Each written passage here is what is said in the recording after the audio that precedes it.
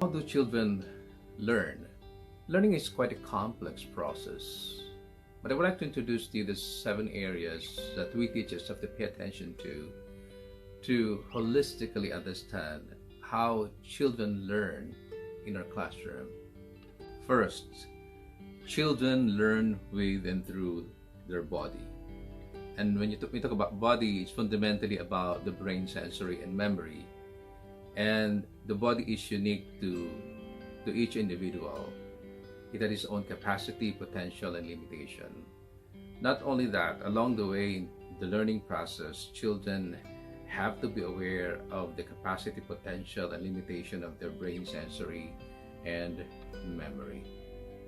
Second, children learn with and through emotion.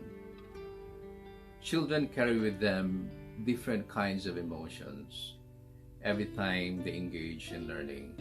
Emotion can be happiness, the joy, the frustration, the excitement, the sadness, and all of these emotions play an important role in learning.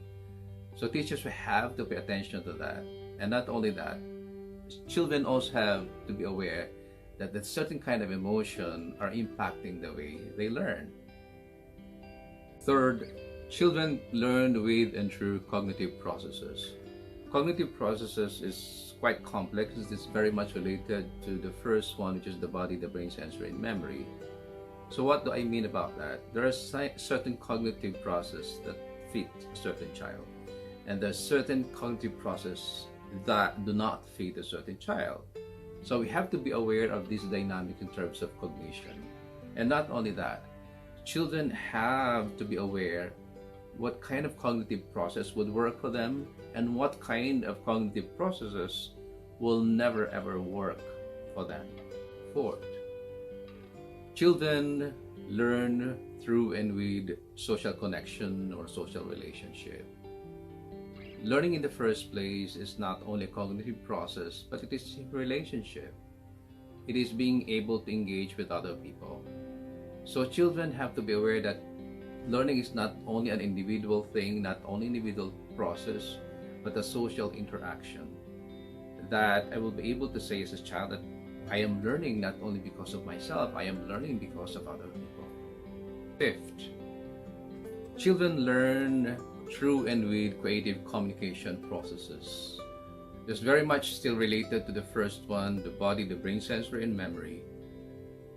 At a certain extent, children will be able or should be able to figure out what kind of communication fits the capacity, potential, and limitation of his or her brain and sensory and memory.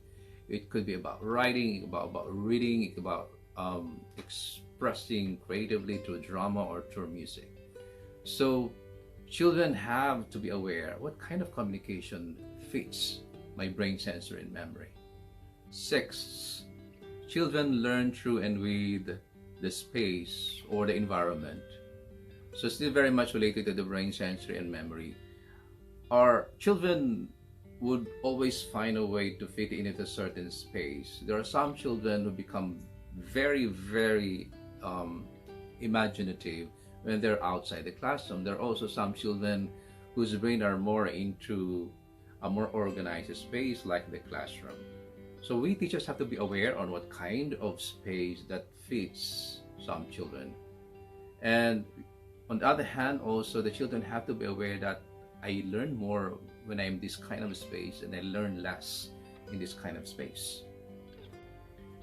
Seventh, children learn with and through their beliefs. Even before we meet the children in the classroom, they already bring with them, they already have with them certain belief systems. Belief systems coming from certain cultural values, religion, community values, or family values.